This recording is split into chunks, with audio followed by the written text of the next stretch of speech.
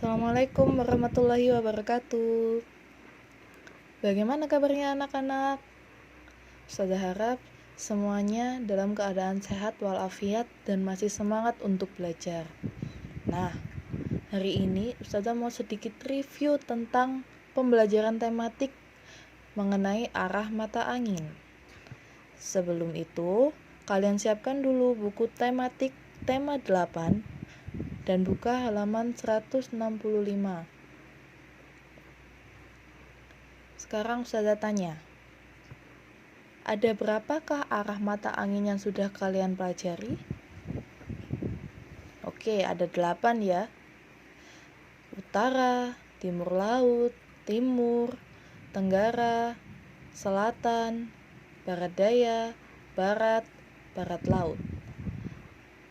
Kira-kira kalian sudah hafal belum sih gimana cara mengingat arah mata angin itu? Kalau belum, sekarang kita perhatikan sama-sama. Ustazah akan tuliskan. Pertama kita tuliskan dulu, kita bagi menjadi 4. Kelihatan ya? Utara di atas,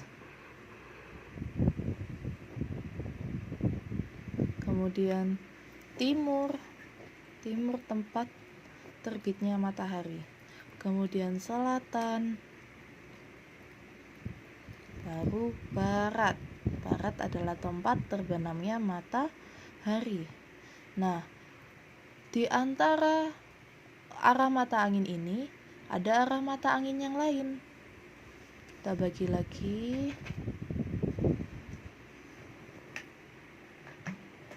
Sekarang kita lihat dulu yang di antara utara. Yang berada di dekat utara semuanya sama, hanya perlu ditambahkan kata laut.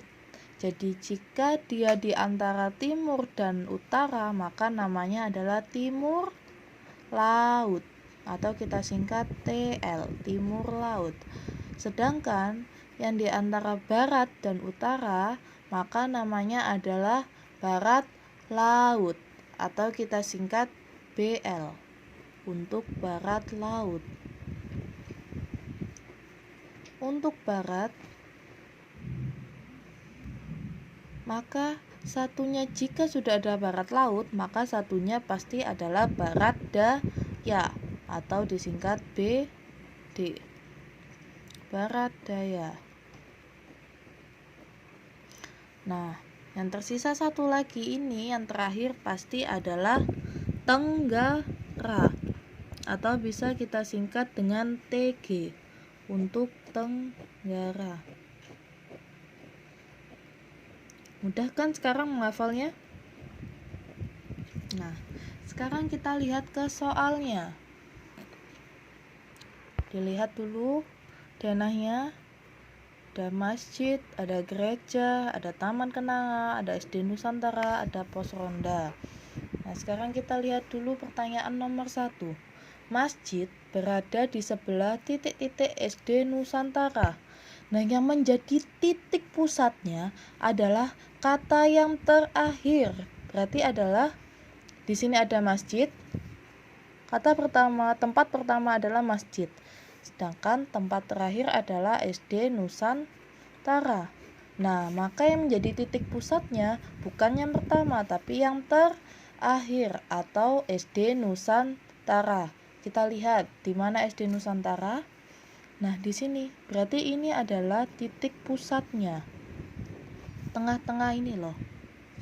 Ini di tengah-tengah sini, ini adalah titik pusat. Berarti SD Nusantara, karena dia di terakhir, kata terakhir, maka dia adalah titik pusat. Kita tandai, kita titiki. Kemudian yang ditanyakan adalah masjid ada di sebelah mananya. Nah, sekarang kita lihat masjid. Oh, masjidnya di sini. Berarti masjid ini karena dia tidak lurus ke atas tapi nyerong, berarti kalau nyerong ke atas dia adalah barat laut. Berarti di sini jawabannya adalah barat laut.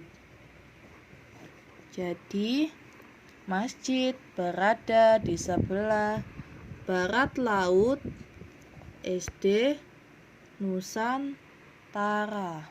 Maaf ya, tulisannya agak nggak kelihatan. Nanti kalian tebali sendiri ya di buku kalian. Sudah paham? Nah, sekarang yang nomor 2 kita lihat. Taman bermain berada di sebelah titik-titik gereja. Sekarang coba kalian tebak, mana yang menjadi titik pusat? Apakah taman bermain atau gereja?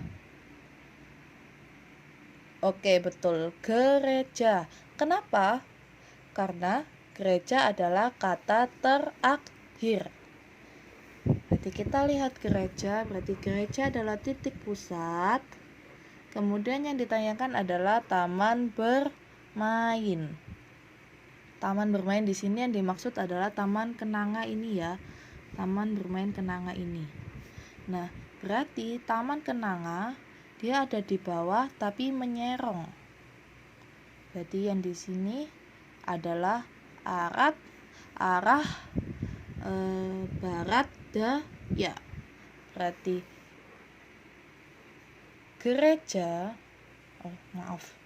nomor 2. Taman bermain berada di sebelah barat daya gereja. Oke, lanjut. Nomor 3. Sekarang kita lihat titik pusatnya yang mana? SD Nusantara atau taman bermain? SD Nusantara? Oke, bukan ya. Pusatnya adalah taman bermain. Berarti taman kenanga ini menjadi titik pusat. Sekarang kita lihat SD-nya ada di sebelah mana? Oh, ternyata dia lurus ke arah, kalau ke sini apa ini? Barat atau timur, ayo? Oke, betul. Ini adalah arah timur. Maka SD Nusantara berada di sebelah timur. Taman bermain. Sekarang kalian coba untuk soal nomor 4 dan 5. Nomor 4 dulu. Gereja berada titik-titik pos ronda. Apa jawabannya? Betul ya. Utara. Sudah bisa ya caranya?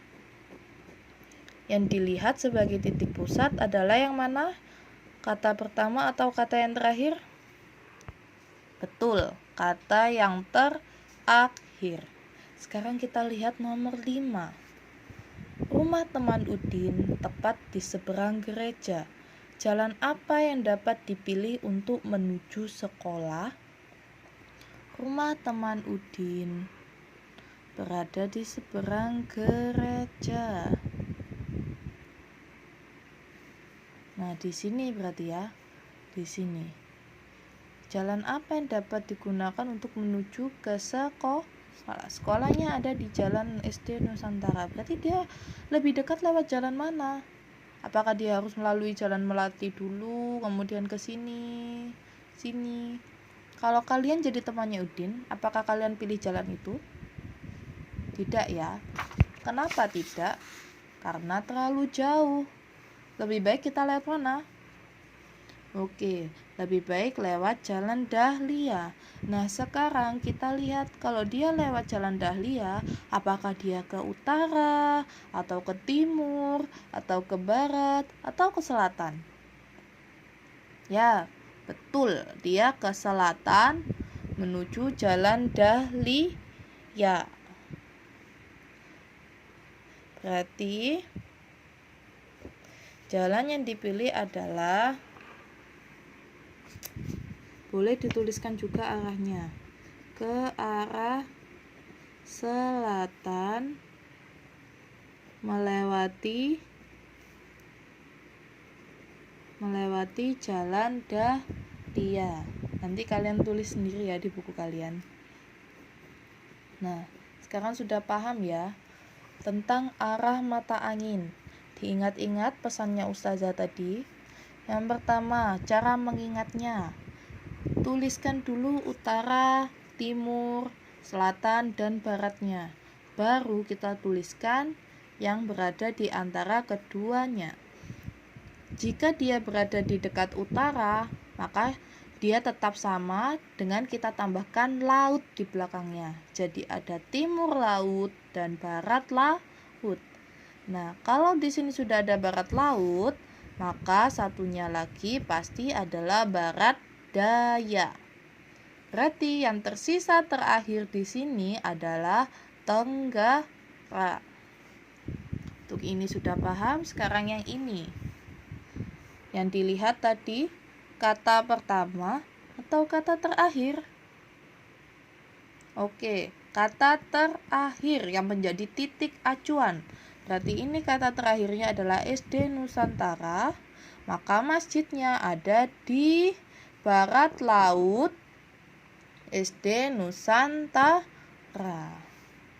Sekian penjelasan dari Ustazah. Ustazah berpesan kepada anak-anak, semoga anak-anak tetap semangat dalam belajar dan selalu menjaga kesehatannya. Semoga Allah senantiasa melindungi kita semua. Amin ya rabbal alamin. Wassalamualaikum warahmatullahi wabarakatuh.